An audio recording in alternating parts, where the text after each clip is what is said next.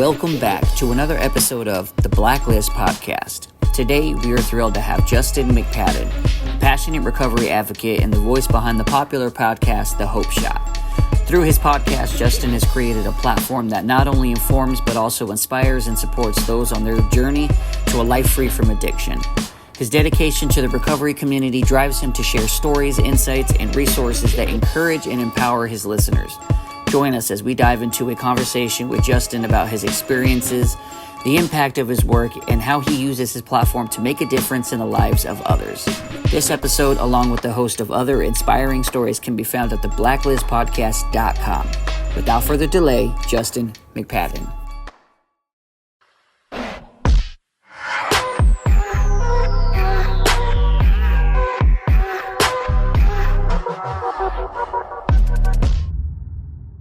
Ladies and gentlemen, let's welcome to the show, Justin McPadden. Thanks, man. I appreciate you having me on. Yeah, appreciate it, man. I know it's been a little bit in the making. I didn't know it was a popular podcast, so thank you. It is a popular. Hey, listen, 150,000 people seem to think it's a popular podcast. Yeah. Listen, if it's got numbers that, at least you guys are doing something right. So that's the way I look at it. Yeah. Thanks. Appreciate that. Yeah, no, definitely. It's kind of cool, when I got into this world a couple years ago, and then I just started linking, with like Sonia and then Jamie, and then just kind of everybody just started one after another. So I go down this wormhole of being introduced to different creators and whatnot. So it's really cool we're all attempting to do the same thing in the world. Yeah, we're all connected in some way, and rabbit holes is our best friend. Exactly. Yep, exactly. So a lot of the guests, it's either I find or either through mutual friends, or I'm just scrolling up. I got to reach that person that they look like they're doing something, so that's the way I look at it. Yeah, definitely. Yeah. So cool, man. I appreciate you having you on. Definitely enjoying your content that you guys are putting out. I don't, I'm newer to the space, obviously for what you guys do, but from what I see, you guys are doing some good stuff over there. So I'm hoping that eventually we're trailing along. We're doing pretty good by ourselves, but we're trekking along there. Yeah, it's a lot of work, man. I'll tell you Yeah. right now. It's not for the faint of heart to keep going. There was a lot of people in the doing it with us in the beginning, and we were small, and not all of them stuck with it, and we're still doing it, and it's a blessing, man. It just depends on where you see yourself, and never give up. It's just like recovery, man. It's just the same thing. Don't give up. It's what's the goal? Help people, and we're a nonprofit, so we're we got all kinds of things. We got all kinds of stuff happening, but I'll talk about it throughout the story. Yeah, definitely. Yeah, no, it is. It's it's especially, and I'm just like, I work full time, and then I do this full time, and it's like work 60 hours a week, and then I come home, and then I'm probably do the podcast 40 to 50 hours, and we record 4 times a week, and we release 2 episodes a week. So between, and I do, even though we have a team, like I do all the editing and the, all the hard shit, all the hard shit. So there's times I'm up till like I said, up till midnight, editing, and then next thing you know, I got to be up at 3:00 in the morning. Yeah, I feel your pain, man. Yeah, and then I sit there and I'm like, why do I want to be a podcaster? Yeah, why do I do this to myself again? Oh, I just like to do this now. Yeah, I run a drywall business, and I had so much, and this thing fell in my lap, and I wanted to see it through, and it just kept going, man. I didn't know what the hell I was doing at the beginning, just wanted to share stories, and sometimes you just got to jump in, just and go. That was me. Yeah. I held on to the idea for like 2 years before I even did anything, and then I kept making excuses, and then finally I was just like, it's either now or never. I'm either going to jump in and I'm going to do this, or I'm not. I'm just going to keep making excuses, and it's a learning thing along the way. It's trial and error, just like like you say, even with recovery, you find out what works for you, what doesn't work, and once you find your groove, you just run with it. You know what I always say that speed. Somebody told me this a long time ago. Speed of implementation is key to anything, because those ideas don't come along all the time, and and you gotta throw shit at the wall and see if it sticks sometimes, you know? Yeah, But those exactly. ideas sometimes are divine interventions, and if those ideas come from something bigger than us, and if we're gonna be sleeping on it, I promise you right now, there's gonna be somebody else gonna be doing and taking your spot, you know? So we should always act on those ideas and run it by people, and maybe not even run it by people. If you feel like it in your heart and you feel like it's what you wanna do it, you know? Life is short. Just do it. You get one shot. You get one Sit, shot at man, life. like Eminem. Yep. That's true. You get one shot, and once you're done, you're done. There's no do-overs, there's no it's just y so it's Yeah, like, do you sit here and do you question what you could have done, or do you just do it? And then if you fail along the way, you fail along the way, and then you get you back up and you try again. that's it. And they say that the graveyard's full of missed opportunities. So it's full of lost dreams, you know, because Mhm. people don't act on their dreams. They don't act on their passions or what they want to do, because of the mundane of life, you know. They're too But busy playing the safe route. yeah, I mean, that's all of us, man. Fear. I Mhm. mean, fear holds us back from so many opportunities and so many things that, you know, we just have to act on it, man. Just put ourselves out there sometimes and see what happens. You know, Right. yeah. So let's get to know a little bit more about you. So how was your childhood? Where did you grow up? What kind of stuff like that? Sure. So I was born in West Palm Beach, Florida. I'm a Floridian through and through. I was born and raised in Florida. So Okay. I currently live in Tampa, Florida, a little north of Tampa, Florida. But I was born in West Palm Beach. You know, we had my brother and my sister. I was the middle child, so I have the middle child syndrome. You know, it's you know, you ain't first, you ain't last, you're in the Mm. middle, and you probably get shitted on most of the time. That was me, you know. And I felt like that my whole life actually, because it was actually true, you know. Because my brother was like the firstborn, so he was like, you know, the golden child, and then my sister, she's the baby still because she's the last born, and you Mhm. know, and the middle gets the shit.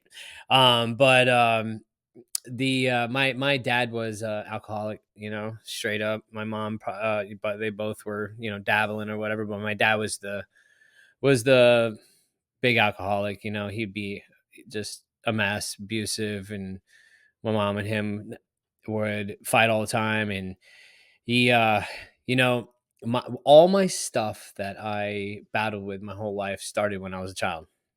Everything, you know, everything I carried along. The reason I was uh, picked on so much in my life and was a target for bullying is because I was picked on by my alcoholic father that would tease me. You know, if I was scared of the dark, and so he'd sit outside my window doing like the boogeyman type stuff, ooh, you know, Mm. and that affected me big time. And I didn't realize it affected me until I actually got recovery and I actually started looking into it and finding out what those traumatic experiences were that kept me sick for so long, you know. But and then another thing is like I used to wet the bed, you know, and I was just talking to somebody else about this. That I used to wet the bed, and he's calling me Mr. Wee Wee Man, and I was like, you know, my son, you know, he did it too, you know, he wet the bed. It's a normal freaking thing, right? But how do we stop it? Okay, by being a parent and not letting him drink past a certain time. You know, don't drink any water past a certain time. Maybe have a Mhm. sip, you know, and try to um and not make it shameful, you know? Not make it shameful because it's a normal process that goes through. And you know, not every kid experiences it, but a lot. And so like we don't make it shameful and we just talk about it and try to help them out, you know? And it wasn't like that, you know, when I was growing up. Mhm. And and I hated it. And you know, but my mom and my dad divorced, or my mom left my dad finally at when I was like 9 years old, and I moved up here to north of Tampa, and that's where I've been for the last, you know, I'm almost 42 now, Mhm. but almost 42, and I lived here since I was like 9 or 10, but It's crazy. A lot of everybody's from Florida, man. Like, because it's the it's place to be. Florida. Listen, I love Florida.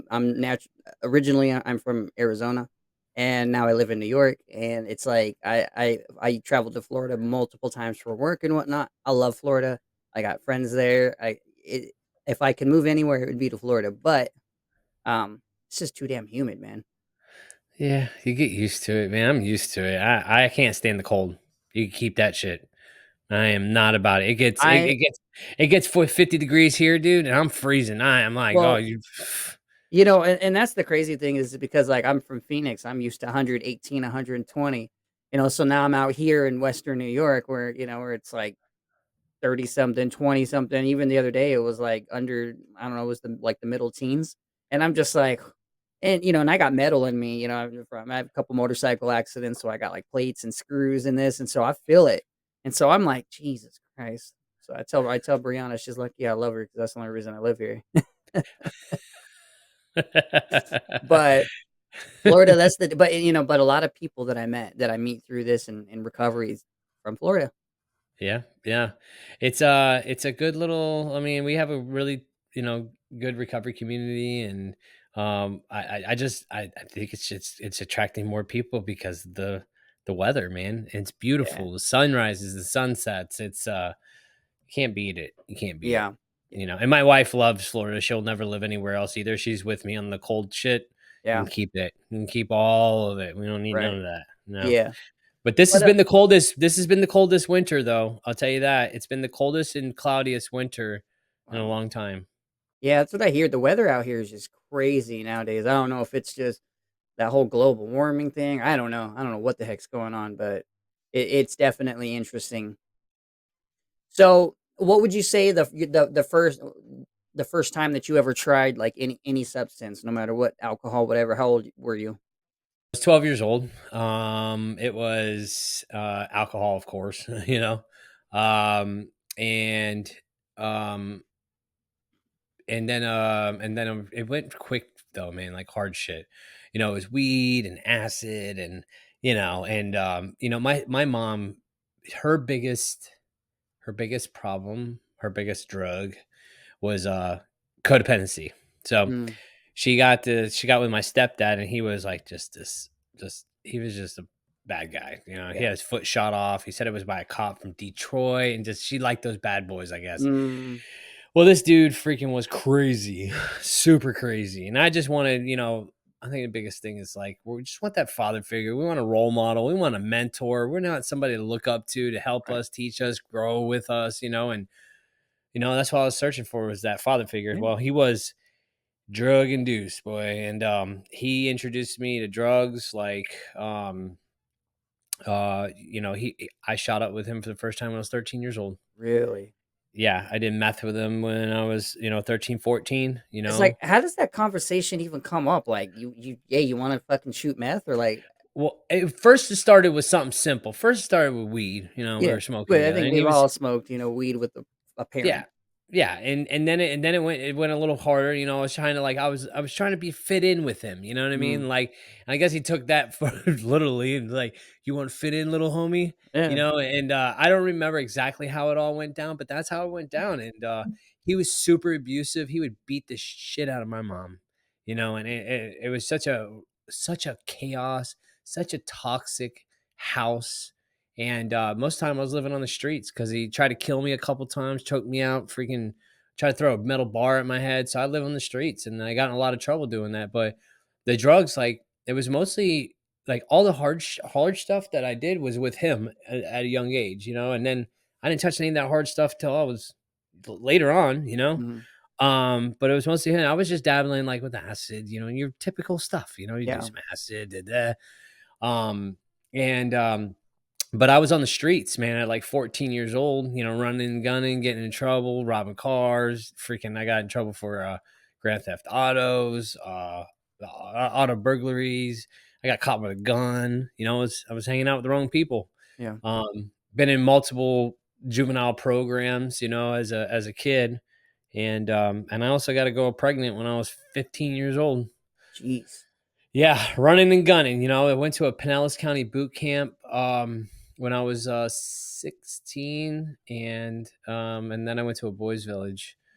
And I think I got in a lot of trouble when I was a kid, and I did my time.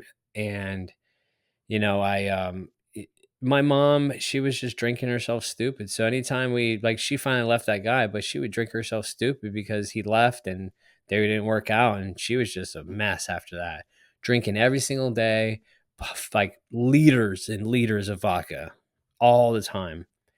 And it was like, I don't know, man. She wasn't coherent ever, so we didn't have anybody. So I was Mhm. still running and gunning, but I finally found a mentor. I got a job. And it's funny. I wanted a job so bad because my whole childhood, like my parents, not the whole childhood. I'd say my stepdad and my mom together, we we wouldn't they wouldn't buy us any school clothes, right? And I hated going to school because we had to wear the same shit, and you had to Mhm. like had one pair of shorts, and we had to like switch up shirts so it looks like we're have something. And I was just so embarrassed. Didn't have any socks, like so many things, and like I remember my socks, like I didn't have a pair, like any socks really, and I had to wash them in the sink. And finally, I was like, I'm gonna get a job because I'm just so tired. And I'll tell you right now, I've had a fruitful drawer of socks my the rest of my life because I hate that feeling of Having to wear the not, same shit. yeah, and just stank ass socks. You Yeah. know what I mean? Like, nobody wants that. No, it's just, and it's just grimy, and it just makes you like your self worth issues. With not having.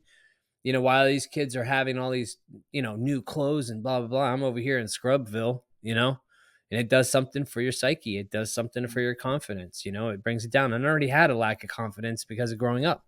Mhm. You know, so, but yeah, so I got a job. I got a job, and I did trees. And the dude that I did trees for, his name is Jake. He took me under his wing, and we were still ripping and running, doing ecstasy and freaking, stealing nitrous. I got caught for stealing nitrous. Well, I think it was 17, and the judge wanted to like charge me as an adult, but I wasn't really stealing. I was just in the car. I was like the getaway driver, you know what I mean? Not the Yeah. getaway driver, but a guy in the car, right? Right, right. The lookout. There we go. And he went to court with me. He was like, "I'm gonna take you under my wing. We're gonna da da da." Anyways, I went up. I went and ended up going to live with him. And I lived with him for you know a few years, and I got off probation, and I did, and I was fine, and I didn't get in more trouble till later on, in my late 20s. And of course, like, and your mom, she was just what she was dealing with her own shit, right? So when you're Yeah. out there running a gun and like she was never there, right? No, yeah. Essentially. She was just non-coherent because she Yeah. was drinking, and then, she got prescribed pills and Xanax and, all kinds of stuff. But Did you yeah, she ever wasn't. like? I mean, I'm assuming, but I don't speak for everybody. But did you ever feel like resentment or anything that she chose, like she did never paid attention to you? Not I had more resentment towards my dad than my mom. My mom, I just know how much my mom tried. Okay, I'll say this. My mom tried. We put my mom through the ringer. There was three of us, and we are all just shitty humans, And I'm not saying we had great teachers or anything like that, but we were just not. Mm. She would have dinner on the table every single night. She would let anybody sleep on her couch. She would be like anybody. But as far as like not it was a party house. You know what I mean? So it's not like it wasn't a normal situation, but she was battling her own demons, She had codependency issues, and she didn't have what she had. And I just know she was in pain. You know what I mean? I know that she was in pain, and we're addicts, man. Right. We we uh we don't know what we don't know until we Mm. know. Yeah. And that's what I chucked it up to. Like, I used to blame my parents for everything, and I had to forgive and move on from that because they were dealing with their own shit, man. Ain't nobody get a freaking a manual for this life and what it's gonna behold and how we're gonna act, you know? Yeah. So I don't have any resentments towards my mom, it was mostly towards my dad, to be honest. And did he just up and dip or? And my mom dipped, but Oh, it's just all this shit, man. When I was younger, me and him are good now. You know what I mean? okay. We've moved up past those things. Yeah. He's good now. He's a good he as soon as my mom left him, he got sober. Okay. Yeah. So it was a blessing in disguise. Um, I wish I could say about the same thing about my mom. She passed away from liver failure. Sorry to hear Um, that. Yeah, it's we all could be there, and Yeah, exactly. yeah. We're lucky if we make it up. We're lucky to be sitting here today making it to the other side. Yeah, And we're one of the lucky ones. yeah, it's sad. It really is sad, but it just goes to show that, the shit's real. Like this shit is real, and it will kill you if you don't change your life. Definitely. So Yeah. so basically, you kind of just settled down for a little bit until you got older. Yeah, I mean, I was still drinking, hit 21. We were running amok, and I learned a trade though. I learned how to do drywall. I'm a drywall contractor. Like I started doing drywall and I got really good at it. Like I'm a finisher, I Okay. could finish anything.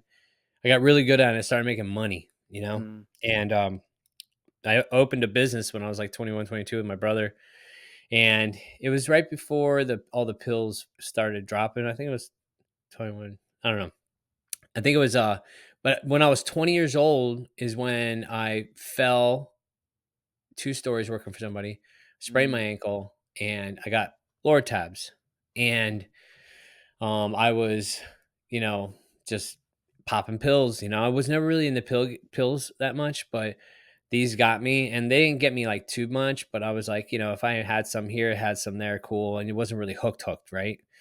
And then it happened. They started, hey, there's this new stuff around Roxy's, and we're like, mm, oh, okay. Um, but we started the business, and we started doing Roxy's, and it was manageable, and then it became unmanageable, the 80s and all that stuff. So we're trying to run a business doing drywall. Those things make you feel like you're Superman. You can get anything done. I could be 12 employees at once, and I could yeah. do so much money, but it just became a habit, and it got worse and worse and worse. And then 2008 crash happened, Mm, and we were strung out, doing crazy stuff, and we couldn't keep up with the bills. Everything started to go into shit, and then I was selling coke, and I was doing all kinds of crazy stuff, and we I started this guy came over, man, and my brother left, and we didn't have the business anymore, and I was going through a really tough time, and this guy came over with like quarter ounce of crack, and he's like, let's do, check this out. And this guy I'd known for a long time, and I was like, screw it, why not? And that was it. It was smooth. It was gone on the races, and I would do it all the time. And he'd come over like for like, I don't know, like a whole month straight almost with a really? bunch. Yeah, and I was like, hey, he must be getting this stuff cheap or something. I don't even know. But then, it's like I learned how to cook, and then I was, instead of selling powder, I was cooking it and I was using it, and then it was just became Jeez. wild. And then the power started getting turned off. My girlfriend cheated on me that I was with for like 8 years. Everything just went to complete shit. Um, and after the power and everything went off, and everything was trash, I became homeless after that. Really? And yeah, and I didn't do drywall. I didn't do anything. I became homeless, and I lived on the streets, stole, smoking dope, jumping rope, and running train. And how old And were you at that point? I was like 25, 26. And and it just progressed, and this is when it started, like the real downfall of me. And and I was so torn up about the breakup that she cheated on me, because I thought like that was forever, you know what I mean? Like Right. when I love somebody, man, I'm like all in. I'm a very, you know I'm all in, and I already had low self-esteem, so it really freaking took a hit on me.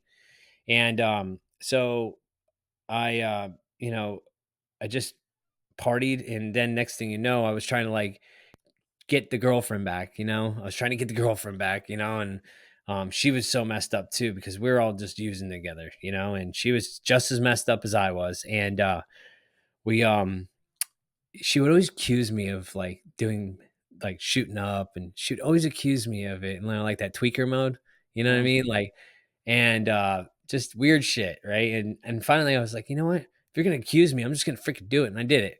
And that was it from there. That was a whole nother level after that. Whole nother yeah. level of junkie stunting Justin. You just go Yeah. from one step to the next. big steps. Yeah, yeah, like giant fucking steps. That Yeah, yeah. well, really quick, so whatever, so you mentioned when you're 15 that you had gotten your girlfriend pregnant. Did That wasn't her. right, but did you end up having that child? Yes. Okay, and so, like, obviously, were you involved in your child's life throughout No. all that time? No, I tried at first, and I just I just couldn't. You know, Yeah, I wasn't too much shit. too much, man. Yeah. Yeah, I was too ego driven, I was too selfish. I didn't know how to do anything, to be honest with you. I cared about yeah, Justin alone, and that's it. That's all I could yeah. even focus on. Yeah, yeah, and it's just 'cause it's one of those things, it's either sometimes you have a child at a young age, it's either they're gonna straighten your ass up or they're not, and so it's, Yeah. I mean, that was like for me, I had my first kid at I was 19 years old, but of course I wasn't 15, but I was still young for me, Yeah. That's young. and I straightened up for a little bit, but then it was like shortly after I just went right back down into it. Yeah. Yeah. Me and her are good now though. Like we rekindled. You know, it took a long time. She was 16, Yeah, you know. I felt like I had to do that with multiple relationships in my life. You have to make the amends. right. But yeah, the that was a that was a one night stand too. You know what I mean? It was just I was going to jail, you know? I was That's going to boot camp and just and it is what it It is, you always know? happens, like, when I had my first, I was 18 and she was 16, and then, of course, she had him when our first when she was 17, and then I turned 19, and it was literally like a rebound thing. We both were like, just got out of relationship, slept with each other one night, and then boom, she got pregnant, and I was like, "Wow, here we Uh, go." yeah, that's how the cookie crumbles. Yeah. Alright, so what, you right into your 30s, and I guess I would assume is that's when shit really took off, once you Well, started shooting that up, right? oh yeah, no, this is I think it was like 27, 28. Anyways, I got I was junk's done just going running amok. Um I got um I got arrested for shoplifting and I got drug court and um I tried to do drug court and it didn't work. I was too strung out, I was too obsessed, I was too stuck in that addiction and it had a hold on me, you know. And so I finally took jail time, and then I went back to ripping and running. Um, then tried to go back to Orlando because my the girlfriend that freaking cheated on me and blah blah blah. Well, she got pregnant, and we had it was such a craziness throughout that smoking dope and all that, man. It was so the insanity of all of it was just craziness. Now I look back on it, I'm just like, what the hell? Like, how just insane. And Yeah, so I went over there, tried to like get straight. You know, I knew how to problem, but I brought myself with me and I couldn't get straight and I just got worse. And so I went to a Christian rehab in Houston, Texas. It was a free program for like a homeless stuff. yeah, And I went there just because I needed something. And my friend went there and she was there and we hung out and she was strung out. And so she went there. So I was like, I'll go there too. You know, it's free. I need to change. I can't do this. I go there. I stay there for 6 months. We did praise and worship 3 times a day. This is not me. I'm not religious. mm, I'm not, I'm spiritual, yeah, you know? And so I go there, praise and worship 3 times a day, Bible studies. We did outreach. We sold bread. We did all kinds of stuff, man. And like, I played the part, you know, and yeah, I just don't feel like it ever really stuck. And they never really believed in NA or AA or anything like that. David's like, all you need is Jesus and yeah, that, and the other thing. And I get it. You know what I mean? You uh, know, I believe that higher power, man, and I believe that I can get something out of everything I do in the spiritual world. yeah, No matter what, from people to religions, I can go to church with my wife and get something. I don't have to sit here and, you know, have one sector or one thing, you right, know what I mean? AA, NA, I can get it out of any of those. I can get it out of freaking Celebrate Recovery, mhm. anything. You CR know, Celebrate Recovery was my thing, like, I yeah. that's what I went to in my recovery, but That Yeah. and I'm not even really like I'm a spiritual person, but I still was comfortable in Celebrate Recovery. Yeah. Well, I couldn't even freaking like now, like before. I don't know if it did something to me when I was in there or whatever, but I don't remember. But I couldn't even go to church because I just felt I don't know, man. I don't Yeah. know. I couldn't even hear the word Jesus, or I couldn't even like go into church, and I couldn't believe in anything that my wife was doing because I don't know, man. It took a long time for me to like open up and get that open mindedness, Yeah. but I went there, stayed for 6 months, came back to the girlfriend over in Orlando, and she was still doing shit. And so I freaking went right back. And I moved back over here to my mom's. And my when I moved back over here to my mom's, it's my brother, my sister, me, and my mom all in the house, all using. That's Mm. my whole family was using like prescription pills, smoking crack, and that's what we did. Not my mom; she was on Mm. prescription pills, but an alcohol that was her Yeah. thing. Yeah. But And essentially the whole family they were still using that at some point, yeah, no matter what yeah. it may be. No matter the substance, it's all the Yeah. same. Yeah. It's behaviors and how we act. Um, but I moved back over there, and I stayed with her, and we were shoplifting. We were just running amok, and I finally got arrested for the last time, and um, in 2011 was the last time I ever got arrested. This is the starting point of a changed life. This is not where I ended it. This is not where like Justin started freaking recovery and everything was hunky dory and we lived happily ever after. This is the jumping point. I always say there's stepping stones into recovery. Right. Everything served a purpose. Everything, you Mhm. know? And so in 2011, I got arrested twice uh, within 2 months. And I got caught for shoplifting. I was out on bond, and then I got caught for driving unsuspended. And I had a crack pipe in my truck with residue in it, and I got possession of cocaine and paraphernalia. And then I had driving unsuspended, and they put me in jail. And finally, they gave me drug court. I took drug court again, and 2000, and I think it was the end of 2011. I was like, yeah, I'm clean. I'm not doing anything. But um, I couldn't go back after I got out of jail. I couldn't go back to my mom's, right? I called my boss. I said, hey, I can't go back to my mom's. They're all using and I need to change. I can't do this anymore. I'm just done. I can't do this anymore. So he let me stay in the back of his house for a month in a tent, because I needed to change. And In a and tent. in a tent.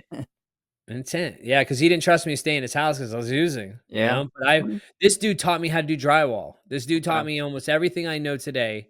He was that mentor that I was looking for. Yeah. I didn't mention him, but, he's the one that taught me how to do drywall. After I did trees with that first job, the guy that took me under his wing, let me live at his house, Mhm. um, Jake, I met this guy, he was the neighbor, and he taught me how to do drywall. Well, this dude saved my ass from my mom's and let me stay in his house for, in a tent. Mm. And I stayed there for a while, but I got kicked out because I was drinking. It was New Year's Eve 2011. I had like 3 months of somewhat whatever. I was still drinking, right? It doesn't Yeah. matter substance. I was like, I can't touch the other things. I can drink. And it was December 31st. It's December 30th. It was almost New Year's Eve. We were planning for a New Year's Eve party. I was so excited, but we were out running amok. We are at the bar. We're freaking getting drunk, and we're trying to look for some freaking, we're trying to look for somebody to party with, some Mm. chicks. And I don't know. We ended up at my mom's house for some reason because we couldn't find anybody. So we went to my mom's house, and then they're complaining that my sister was over at this dude's house, and they've been stealing money from my mom. So I don't know. I was hyped up on tequila. I was just like, and my mom's feeding this stuff in my head, and I just got pissed, man. I went over there to go get my sister, and I don't know. I started a fight with this dude, and shit happened. I don't remember some of it, but um, I I got cut on my chest, and I was like, "This motherfucker stabbed me," and I freaking because I beat his ass at first, and then Mm. I got seen a mark on my chest, and we were outside, and I punched in the front window. Next thing you know, there's a shitload of people there, and I didn't know there was a shitload of people there. And they come outside, and I got hit in the face with a rock. My buddy got busted in the back of his head, and Mm. the other dude that I fought came out with a knife, and I got stabbed 9 times. And Oh shit. yeah, yeah, I got stabbed a bunch. I had to be in I went we raced, all the windows in the car got blown out. There's blood everywhere. My buddy rushed me to the emergency room. They had to give me a blood transfusion. I was in ICU. It was Jesus. a mess, Where'd and you get hit? All in your torso? yeah, on here on my side, cuz he was Ooh, coming in from this way you're from the lucky. yeah, they said it didn't hit any major arteries, or I mean organs or anything like that. So I got real lucky. And I even was like, yo, don't give me no freaking narcotics because that's my problem, Yeah. right? I got stabbed 9 times. I never got stabbed 9 times while I was shooting and freaking smoking crack. Okay. Alcohol was more Time and manageable. place. Yep. It was way more manageable for me. Uh, you know, Yep. fucking drinking. But yeah, I was in ICU, and you know what's funny, man? My wife, she was in ICU the same day I was, but she got in a motorcycle accident, and we didn't know each other. Okay, I was gonna ask. I was like, did you guys know each other? No, but coincidence has it that she Mm. was in ICU the same exact time that I was, Okay. with a motorcycle accident. She got hit by, I guess, a car pulled out in front of her, and I was on a motorcycle, and they laid it down. And there was a big thing Mm. of it, but it's like, and then it's the unmanageability, man. It's behaviors. It's not the substance. It's exactly the chaos that I am so familiar with, because it was so part of normalized life that chaos was normal for me, and I like would find it, right. Yeah. I'd go looking for it, and I'd find it. um but in 2012, I started drug court, still drinking, still going out every night. Um, and I'm surprised I completed drug court, but I did. I completed drug court by skin of my teeth, because I was drinking the whole time. The whole Mm. time I was drinking. I didn't do any hard drugs. I didn't go back to anything hard. I stayed drinking, Did and you end up using anything in the hospital when you were in ICU? Did they end up giving you shit? they gave me more. They gave me morphine at first, but Mm. after, like, they sent me home, so I was like, "Listen, I need non-narcotic. I'm a freaking addict," Yeah. and they did. Okay. But But that wouldn't that last did for that long. did. That didn't last for long, because it lasted a few years. But after a while, I was at a party, and I was drinking. We were drinking like crazy, and I started dabbling after drug court. I started dabbling in Molly and Mm. ecstasy again.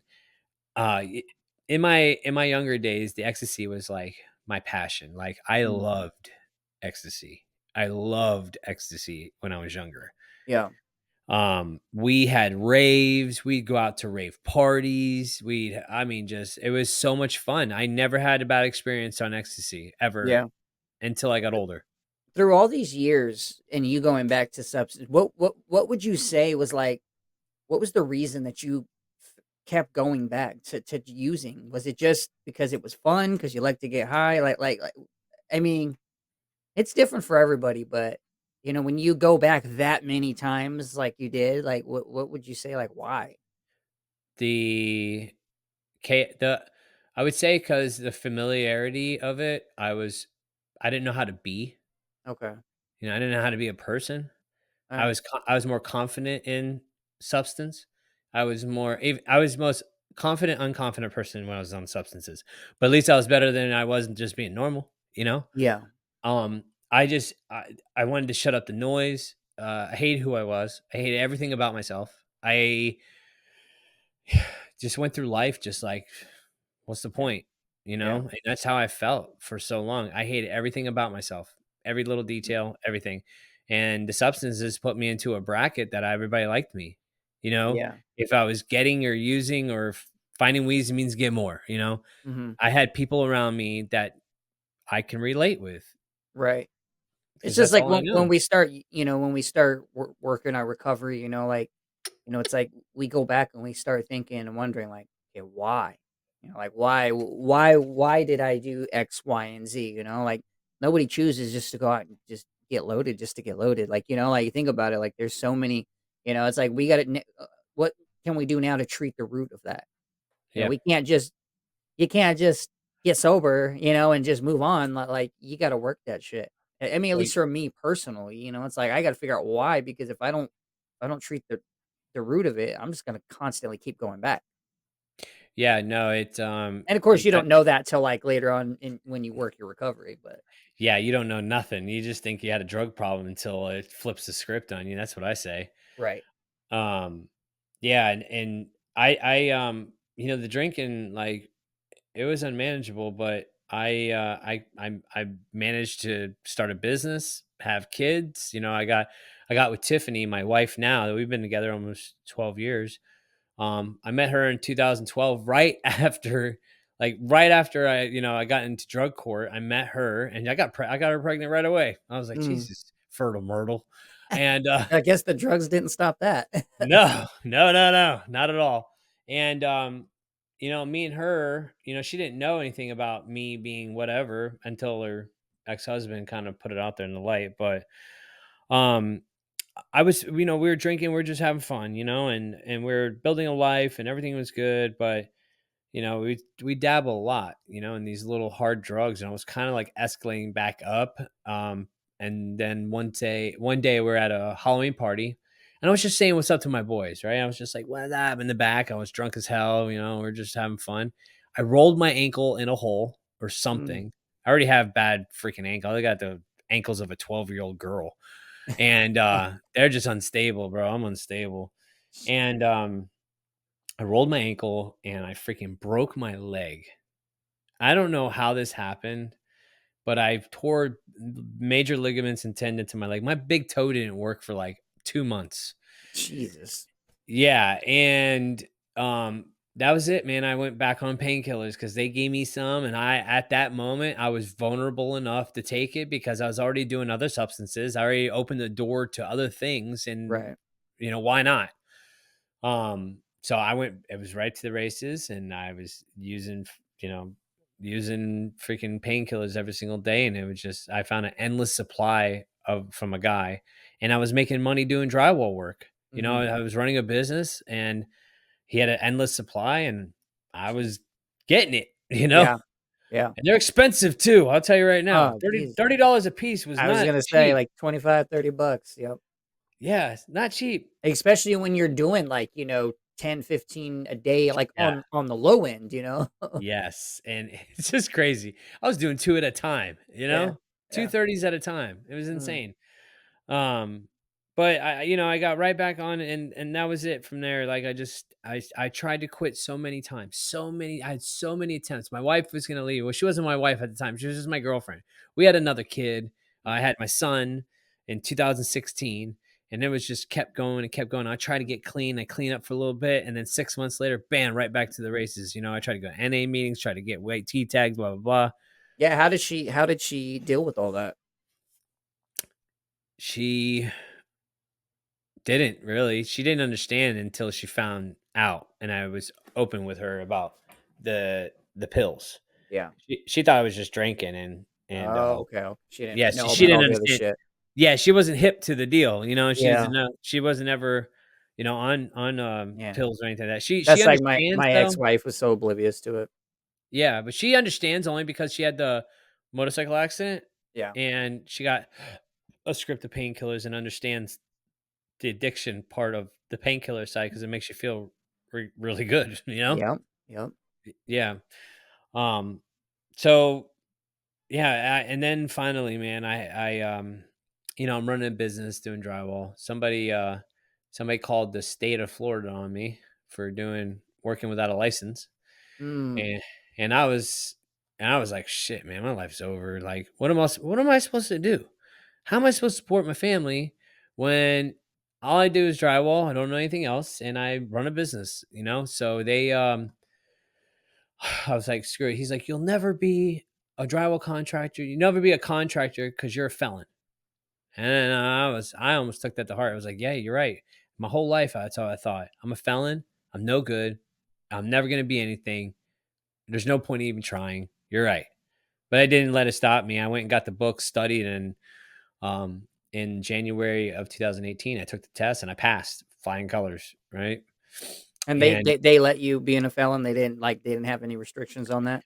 no, but I'll tell you this: waiting for them to approve me for that damn license. After I gave them a whole Mm. rap sheet, I had to do I'm fingerprints. sure it was fucking nail biting.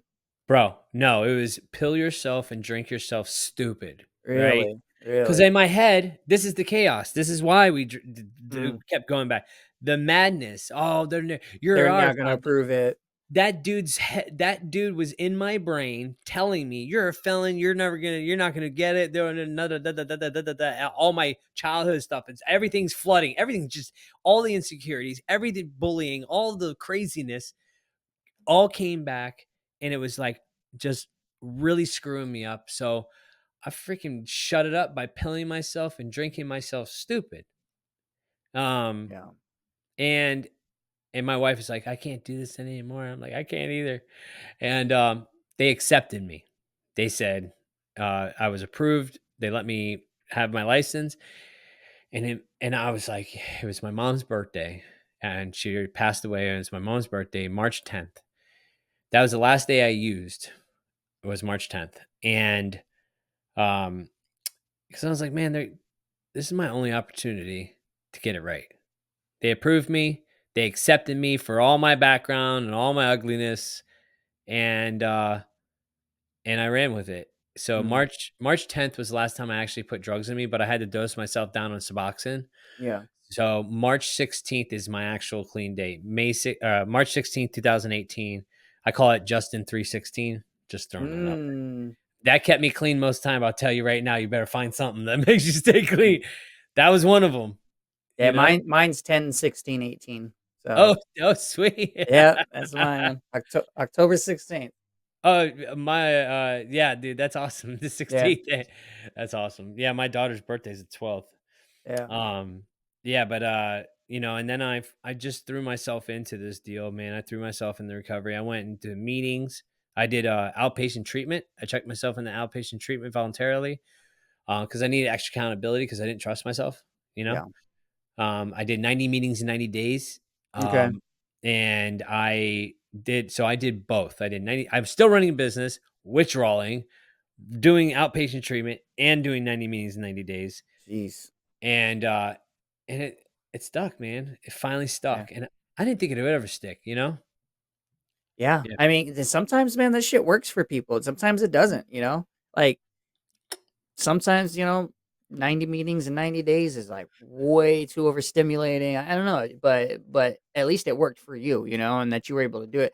Especially to keep fucking grinding when you're withdrawing and all that other shit, man. Like I've done the whole I'm in the trades as well, and I've done the whole trade stuff, but I'm detoxing and withdrawing, and it's a fucking So the It is fact not that you great. could do that and then still work your program and all that, more power to you.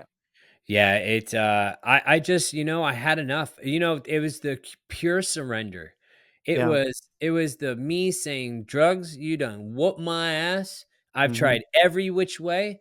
I had no more schemes, no more manipulations. I was depleted as a human being inside and out, and finally somebody said yes. Yeah. Somebody said yes to me that I was going to be able to further my life and get better and like, I don't know why that was it. My wife leaving me wasn't it. Like, all this Hmm. stuff, you know? Yeah. I just literally had enough. I had nothing left in me, and I said, "Screw it, run it. Yeah. I mean, I went hard for the drugs, bro. You know what I mean? Oh, and 90 that's why. meetings in 90 days ain't shit. Yeah. And that's why you could tell people you know, you gotta want the damn thing, because if you don't want it, like, bro, it don't matter who you do it for. If you ain't do it for yourself, you're always gonna, unfortunately, like, it's just gonna lead back bad roads, and the fact that, I've talked to people before, that have 23, 24 detoxes and in treatment facilities, and I'm like, all right, so what's different this time? And they're like, I actually want it. Like, I truly wanted, I truly surrendered, and that's what you got to do. Yeah, the surrender part, man, and it's not a one time, one and done surrender. And Dude, it's at daily, every single day. yep, and so man, I've had a lot. My life is amazing, and I want to talk about the good shit right now. Yeah. Yeah, for sure. Um, so I kept going with business and everything was great, blah blah blah. I learned how to do Venetian plaster. I we can learn new things in recovery. Like I've Mhm. learned so much in recovery, it's stupid. I've learned more in recovery than I have my whole life, I feel. Yeah. But in 2020, I got married to Tiffany. We've worked so hard on a relationship. We've, just communication, everything. We've worked really hard to get here. And so we got married in 2020, bought our first house in 2020. I started, so in 2020, I started doing business, and I started doing real good. COVID shut down, and we had a group of people, and we all started to like collaborate with each other to try to um, to do business and network, right? Mhm. So some people were out and they didn't like it, and so they started going after the main leader, which is the reason I got dragged into it because of my mugshots. So they go after the criminals, right? They're trying to they go after the weakest link. If they're trying to bring something down, they go after the weakest link, and it's always the person with criminal background, and which is me. So they started plastering my mugshot and saying it's criminal enterprise, blah blah blah. And I was like, dude, I never even dealt with the guy that I was. When they freaking took that photo and put it all over the internet and tried to freaking discredit us, and I was like, oh shit, they found me out. They found out who I was. Now they're never gonna freaking do business with me and da da da. Well, I had to deal with that guy. I have to deal with that shame and guilt, that forgiveness of myself. We have to forgive ourselves. I think that's the biggest forgiveness we can do is to forgive Mhm. ourselves. So what we put ourselves through and what we put other people through. And um I never dealt with that. So finally that dude forced me to. It's called divine intervention because I was doing business and I was just miserable in my life, man. I felt like nothing was working. Now I was in that same mindset, Yeah. the Yeah. same mindset I was when I was using, the same mindset that I was when I was going back into drugs. Um, so I wanted to show people what recovery is all about. Yeah. So I started the Hope Shot. Okay. And That's 2021, I started doing YouTube at first, recording all the episodes and editing them. And what a bitch. Um, Yep.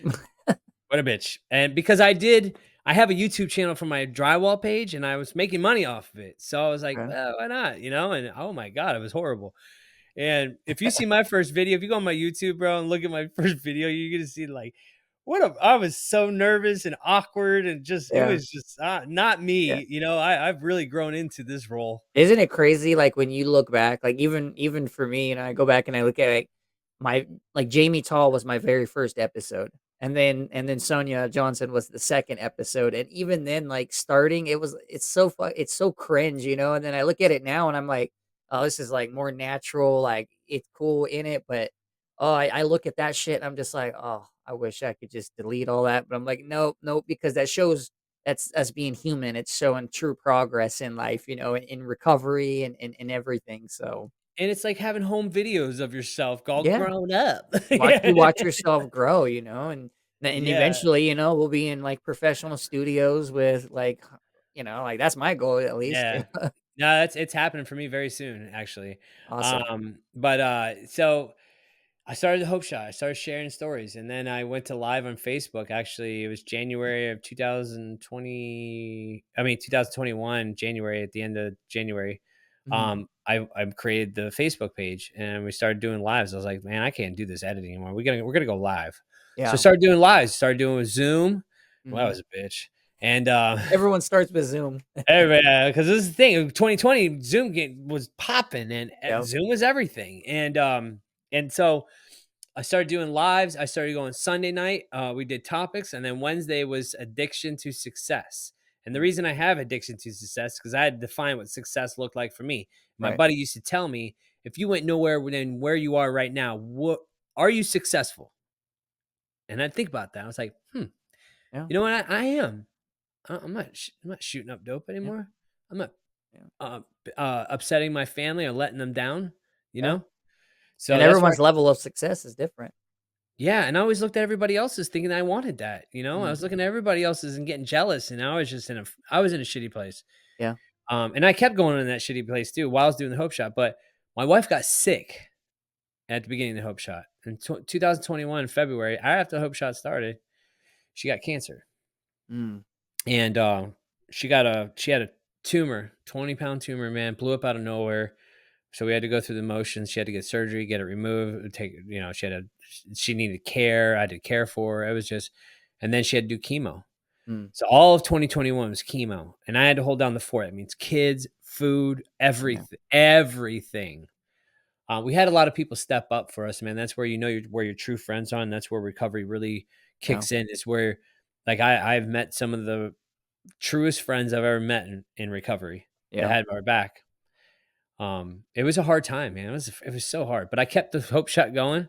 I Yeah. did lives every freaking, Mm. every week, and I kept the business going. I had to break down the business a lot, Mm. slow it down to almost a stop, and just barely make it. It was a big hit, Yeah. but I believed in the Hope Shot. I Yeah. believed in everything I was doing, you know. Yeah. Um, and then I finally found StreamYard, and it made my life even more make sense, you know. Right. Yeah. I think it was Yeah. in the end of 2021, I found StreamYard, you Yeah, know? I learned from Sonia, because I was Zoom, and then of course, like, then she was telling me about StreamYard, and then I went to StreamYard, and then another Chuck from Ashes to Awesome, he's like, I use Riverside FM, and so I started using that. So like I bounced back between the two, but I tell you, it's a lot easier now compared to back then. Do you know that you can do portrait mode on this too? Um yeah, well, no, I guess I do now. Shit. Yeah. If you go in your settings, you could change it to portrait mode just like, Riverside FM. So you could be on the it'd be like a Yeah, skinny instead of version. sideways. Jeez, Yeah. I didn't know that. Yeah, you do. You're welcome. Thank you. Well, I only like Riverside. The only reason I like Riverside is because of the speech to edit. So I can just sit there and just say I can edit, and then it'll pull up every single time I said edit, and then I can just, instead of having to scroll like where I need to edit at, and then it makes the magic clips. I just boom hit it, and then within 30 seconds it makes 10, 15 of those reels automatically. Really? With StreamYard, I have to go to a third party AI website and do that, or I have to sit here and manually try to go do every single episode. And when we're recording at the amount we're recording and dropping the amount we're dropping, it's like it's a bitch. So when Yeah. Chuck told me about Ashes to Awesome, or when he told me about Riverside, I was like, all right, let me try it. I tried it, and I'm like, all right, cool. So like, it's a hit or miss. Some guests I kind of fill them out, and some of them I'll use Riverside, some of them I'll use StreamYard. So Yeah. I like, StreamYard. It's just works for me. I can't use too much, or I already got too much as is. yeah. So we kept going with this with the Hope Shot. Somebody sponsored us to be a nonprofit. So we're the RCO, we're a recovery community organization for our county in Pasco County. Okay. And pretty much it's we do outreach, for our county, which is the podcast. We do peer support, which is recovery coaching. We're actually have a lot of things going on. So um so let's see, 23, my wife beat cancer, by the way. Awesome. Awesome. She is still cancer free and still doing amazing. She's just an amazing person. But so we let's see, we in 2023, we kept doing the Hope Shot. In 2023, we I finally had like a breakthrough in my recovery. Mm. And what I mean by breakthrough is like I hit 5 years, and I think my head popped out of my ass finally. You know how they say that? Yeah. It really does. Yeah. I was in the verge of either using or staying in misery. I was miserable. I had to go in the Hope Shot all the time and Even be though you kind of, had all this shit going on, yeah, you were I was still. miserable. This is not my recovery. Yeah. This is a extension of my recovery. Mm, and I wasn't doing anything for myself. I was flipping, I don't know if I ever dealt with what went on with the cancer deal and how it affected me or anything like that. And we don't know how things are going to affect us, but I think it affected me, and I was like bouncing from recovery to this to that. Like I didn't know where I belonged, to be honest with you. right. And I kept going like that. I had moments where like I, somewhat bring it back, but I was never really happy. Mm, I was still chasing success, mhm, financial freedom. Like I was trying to get to this magical place where life would make sense once I do this right. job. Once I get to this sum of money, once I get to, this certificate of whatever. I went and got my GED, Mm, okay? I stopped smoking. yeah. And nothing was enough. Well, I that's the was thing. You reach one thing, and now it's like, all right, what's the next step? And then so you never get there. At the end of the day, it's like you never achieve that goal because you're yeah. always going to be chasing the next best thing. Yeah, and, like, I thought these things would, like, bring me so much more joy than what it did. Like, I got my GED because I just wanna say I got my GED. I didn't need it for anything. I just wanted to say I had it, and I Yep. did it. I went to school and freaking got did it. I stopped smoking. It's been 2 years since I smoked a cigarette. Mm, There's a lot of things awesome. I've done, but it never was enough. Nothing was enough. I need more. That more factor is real. Yeah. So, and last year, finally had a breakthrough, man. I was looking into freaking microdosing, and I was looking at all kinds of stuff. And finally, man, I surrendered again. And I Mm, surrendered to um throwing it all into recovery again. Doing meditation, man. Meditation saved my life, literally. wow. I do meditation every single morning. I have a Mm, morning practice. I do a gratitude every single morning. I literally that saved my life. Literally, it did. yeah. Um, and I finally found peace in the present, and I Mhm. found peace in being content with life, no Yep. matter what. No chasing, not some magical place I'm looking forward to. Right here, right now. You know, and it's the greatest gift I think I've received in this past few years. Um, What would you say? At what point did you realize like the hope shot like taking off? Like at what point did were you just like, all right, we got something going on here? when I found out we had something going on is when people started wanting to like we just won a grant for the opioid settlement money. Mm. We won a grant for 100 and whatever $1,000 to open up a resource center. That's where the podcast room is going to be. That's Um, fucking awesome. Yeah, we've been sponsoring, like I get paid by Facebook, and I've been sponsoring people for sober living for the past year and change for donations and all kinds of other things. That's awesome. We got $75,000 to be able to sponsor people to go to sober living. Um we There's so many things I'm involved with and doing right now. I can't even keep up half the time. Yeah. And it's all because I found recovery Mm. and found a new way. But we have a responsibility by recovering out loud to make sure that we're doing it Yep. and being true to Yep. show that recovery is a positive light and not a negative light. And that's a huge responsibility, and I don't take it lightly. I don't take Right. it lightly. Isn't Yeah. it's crazy when what recovery brings. Like it really is. Like a lot of people, you know, they they look at recovery as like, oh my gosh, like this fucking, like Death y- sentence. yeah, and but it's like, dude, like for me, like every single thing I have in life right now is through recovery.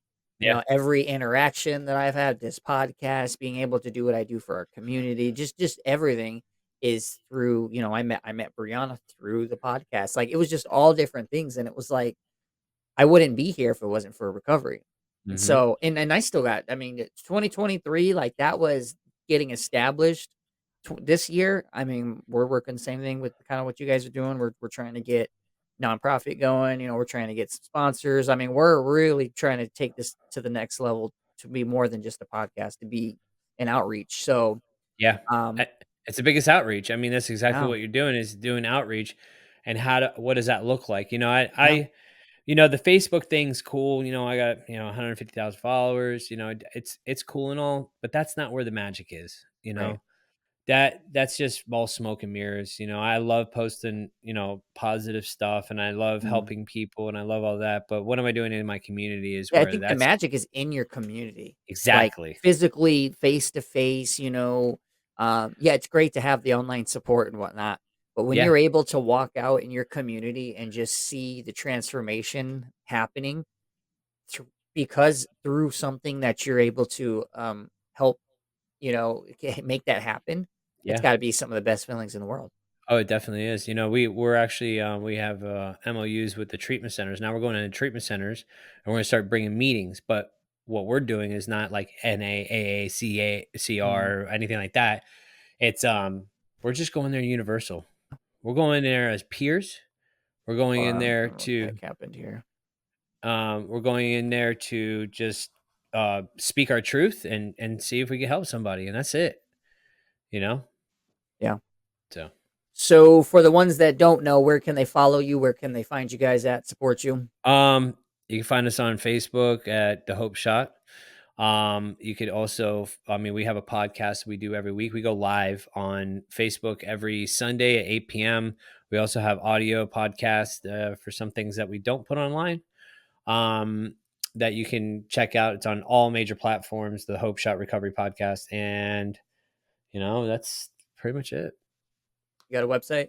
www.thehopeshot.org. So we'll put all that in the description. And for everybody that's listening, go follow Justin, go follow the Hope Shot, go show them some love, go give them some support. Dude, it's really cool to be able to, just this last hour being able just to get to know a little bit more about you, and it's awesome. And I'm hopefully, I can share my story on the Hope Shot, and that's what it's all about is just connecting and just helping each other grow and just we're doing the damn thing That's it. compared to like if you look back 5 years ago from where we both where we were in our addiction and whatnot like to where it's now it's a night and day difference. Oh, yeah. And I tell you, me personally, I never think in a million years that I'd be sitting here, or some of the guests that we've had, or some of the places I've been able to share my story. If you would have told me 5 years ago that I'd be sitting in that chair telling my story to somebody, like I would have been like, dude, you're smoking crack, Literally. So Literally. literally. Well, thanks for Oh having man, me on, man. I yeah, appreciate it. Yeah, it's been a good hour, dude, and it's always good to talk about recovery and man, the lifestyle we get to live today, and the positives, and show the light and the love and the everything. So yeah, I'm grateful. yeah, absolutely. So, all right, well, that wraps up another episode. Remember, no matter what life throws your way, there's always a reason to hold on to hope. Until next time, we signing off.